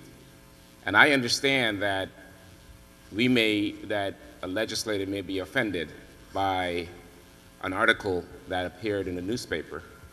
Many of us know that people have mailed articles that we would consider racist and would consider offensive. But in this chamber, when you are asking a legislature or appealing to a legislature about something that you're offended by, but at the same time using the same tone to be accusatory to the members of the board, I don't see how that rises to the level of saying that what has been in that newspaper somehow or other was so abhorrent to you that you can stand on the floor now and use that as a means of saying to your colleagues, you don't run the meetings well. Where does that come from? Or saying to your colleagues, you walked out of a meeting when we left the meeting based on our belief that it was adjourned and we stood by that. I think if you really want to have, it goes both ways. I didn't see the article in the newspaper. I don't know what the article is, but I know that constituents often, sometimes they internalize positions that are taken by elected officials. And I'm not here to defend the article or not, but I can tell you one thing. I will defend Legislator Williams' right every single day and any single moment, because that's her constituent. And I do not believe that she would put an article just simply to embarrass anyone, but perhaps to put an article that she believes this board ought to read about the way her constituent is internalizing something that's going on in her community. I have a lot of that, a lot of it. Actions that are taken by this board, not this board, but action that is taken by this administration that offends many, many members of my constituents, many. And I hear a lot of it, and I hear it very passionately. Some of them are adults that might not be as well off as many of you who are sitting here, and some of them are children.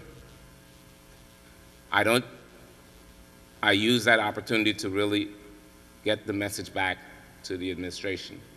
But I understand constituents internalize matters that are occurring within the public domain. And sometimes we need to be able to communicate that to our colleagues in whichever way we choose to do that. I think that's what Legislator Williams attempted to do. That's what the communication calendar is. Now, the legislator want to take it to another level, and as he says, starts World War III. I think that's overreacting.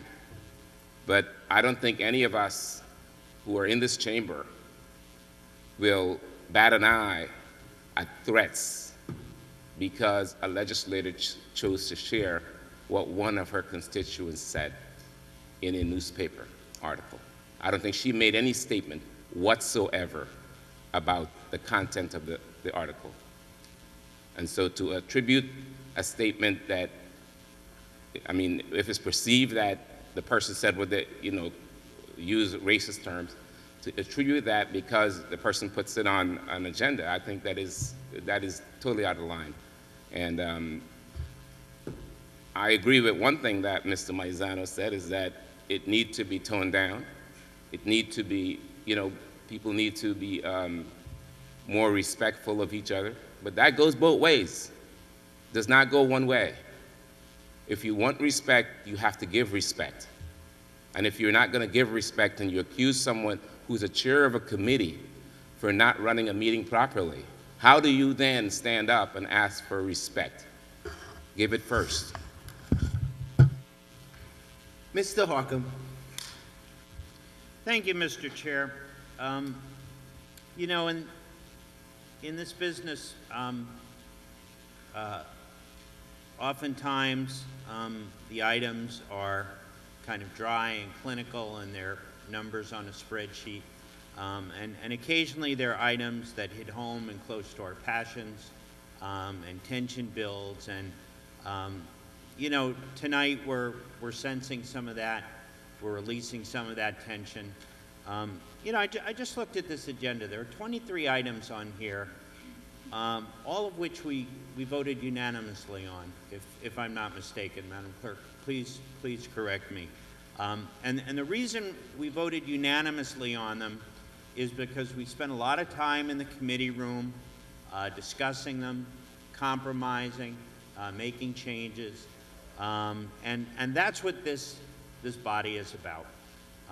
You know, I had the pleasure of going to Israel this summer with the county executive, and we were speaking with a member of the Knesset and kind of trading notes on being in this business here and there. And it was interesting because he said, oh, well, we spend 90% of the time focusing on the 10% of the stuff we disagree on. And we all had a good chuckle because we said that's what we do here. So what I'm saying is we have the skill set in place. We prove it every day that we treat each other with respect and courtesy and dignity and professionalism. And occasionally, you know, I've gotten frustrated. People have gotten frustrated at me. Heck, it happens within our own caucus. I've been read the Riot Act. So, you know, here we are at the end of a meeting. We should be proud of ourselves. We did a good couple of weeks' worth. Some feelings are bruised on both sides, and we acknowledge that. I agree with my colleague, Mr. Mazzano. We'll sit and we'll continue to have dialogue to work through this. And here's an opportunity. Let's take a break. Let's take a breather. Let's take a deep breath. And you know, we'll all think about what being a legislator means to us. And we pick up tomorrow with the spirit of constructive collaboration and compromise.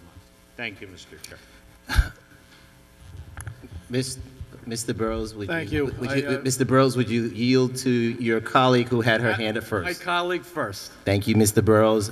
Ms. Marcotte. Thank you, Mr. Chairman. I had no intention of rising. However, I just wanted to put one thing on the record, because clearly my colleague, Lyndon Williams, Legislator Williams, did not read the correspondence that is being referred to. It is not an article that was submitted to the paper.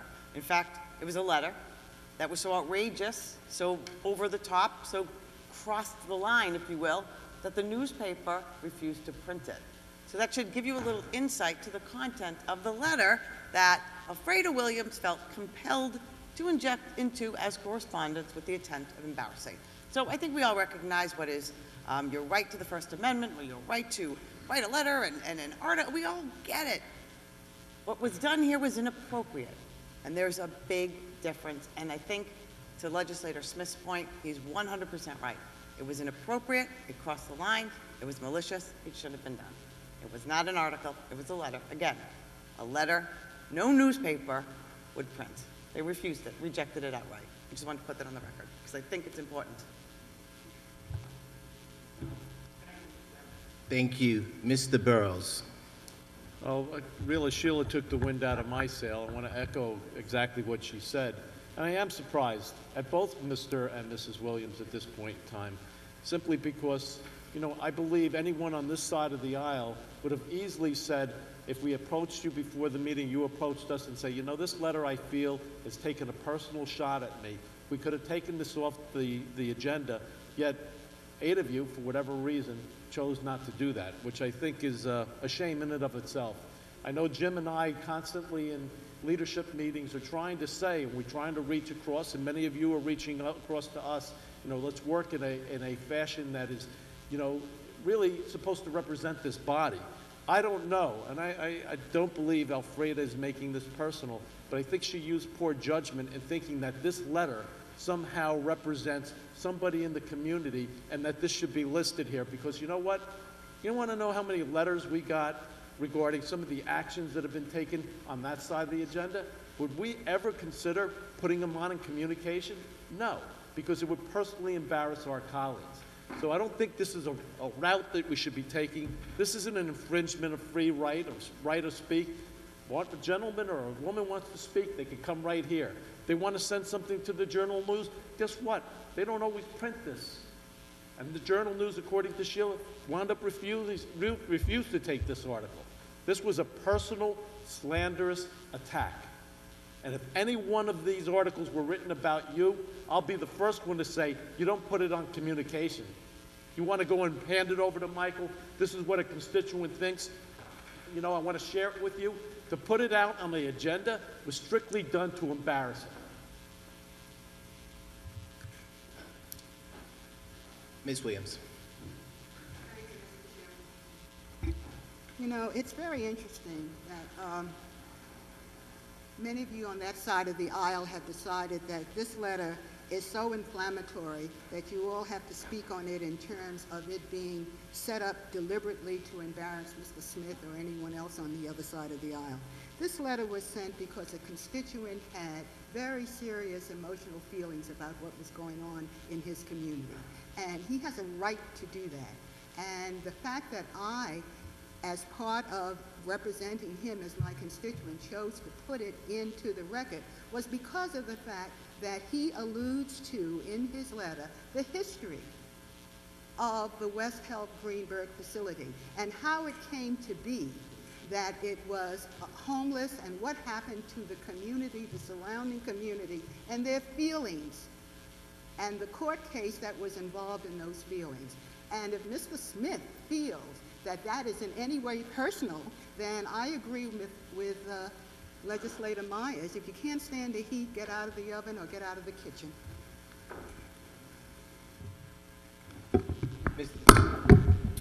To that point, I have no intention of getting in the oven, for that matter. To the point of the heat, I can take the heat. I can give the heat. And we give what we get. You want respect after the fact, after you try to embarrass me? We'll see how that plays. You want the history? You want the history of Ferncliff? You want the history of West Health?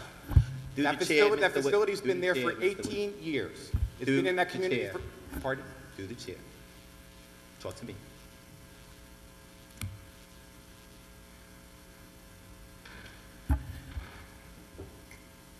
The affordable housing, which was transitional housing for homeless mothers, has been in that community for 18 years. 18 years. There were promises made to the community by politicians, not kept. To say this is a NIMBY issue after 18 years, interesting. This is the same community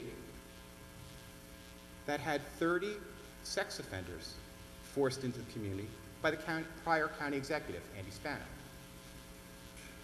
Any of you who are interested in taking the affordable housing, the 108 units, which of course cannot be 108 units at this point now, the mold-infested units that you want to put people into, the seniors that do not meet universal design. Those of you who are interested in having 30 sex offenders in your community, please contact me. I will tour your district with you. We will pick out suitable sites. And we will figure out where you do not want to have that in your backyard.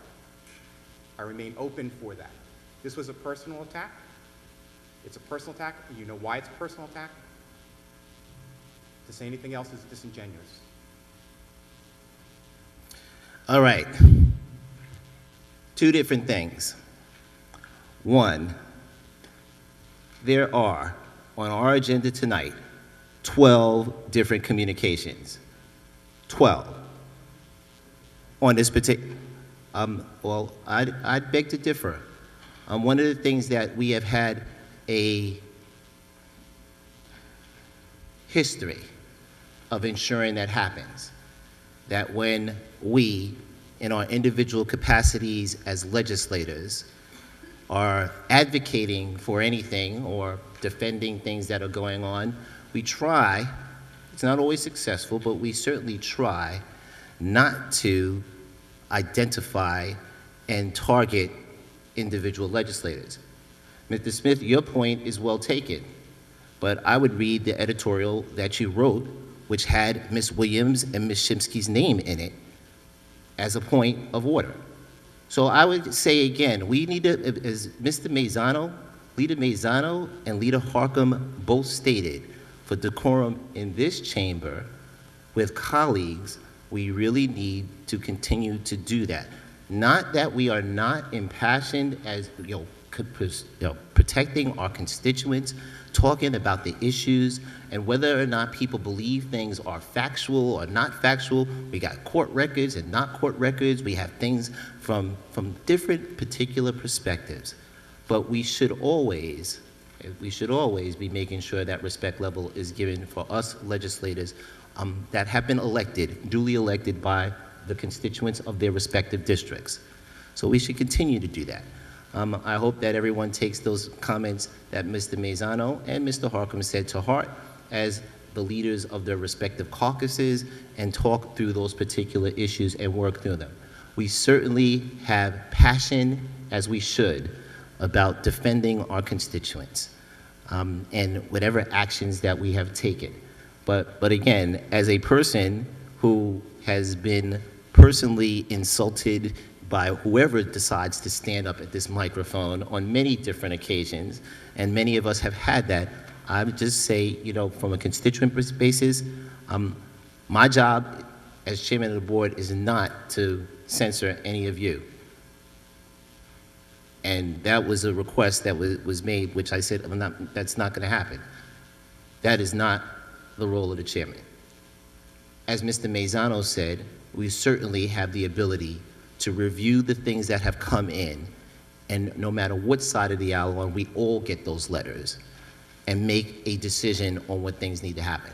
However, if we go down the path of advocating for the things that we're trying to advocate for and target any individual legislators, we all push back against that.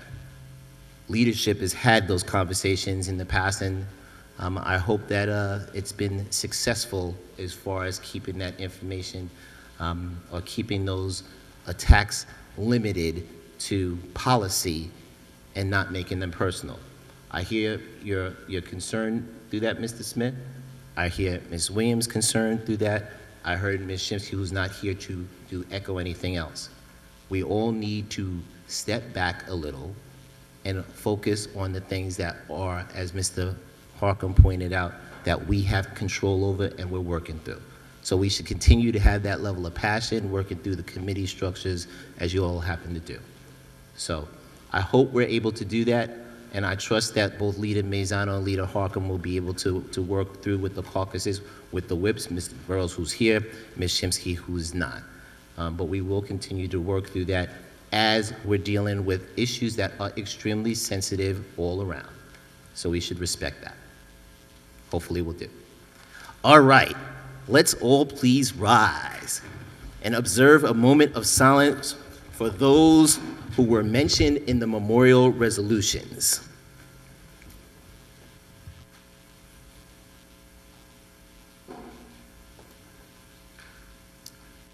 Mr. Harkam. Thank you, Mr. Chair. At this time, I would move that this body adjourn and that we reconvene. When is our next meeting? February 11th. February 11th. Thank you all very much for that. Wait, before you have the second and vote, I just want to make sure that everyone notes for their record the April 1st meeting that was scheduled is being canceled. So take that note in your books now. It is the last day of Passover, from what I've been advised.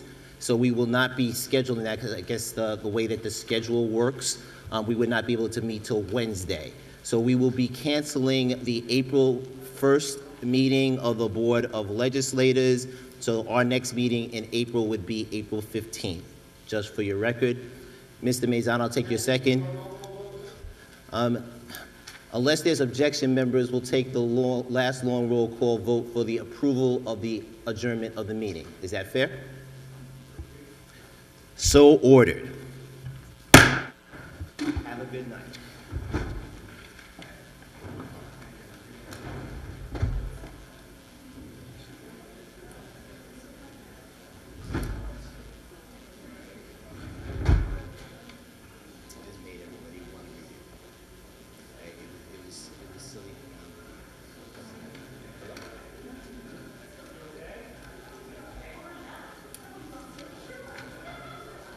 sure. I'll stop by your office. Yeah? Yes, I will.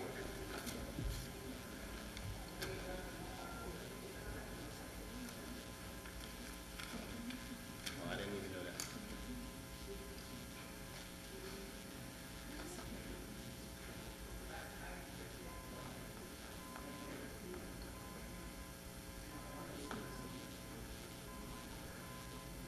Yes, I did. Yeah, no, well, I said that. Well, I said that.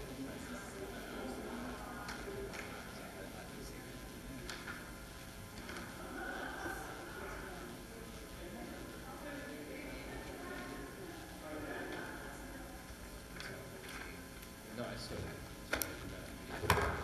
Because what happens again, the minutes says that on the cloud, it says over the cloud for these minutes. And on our website, we still have the disclaimer that says you didn't do this, right? And those are our official proceedings. That piece of paper, they said they could have done it. So as opposed to put it in. No, that's what I said to you, is that needs to be the thing on our website. It says on the website stuff, that, it wasn't done pursuant to 107. No, that's what they want to change. That's the only place that I heard it. No, we'll take the thing. I don't understand.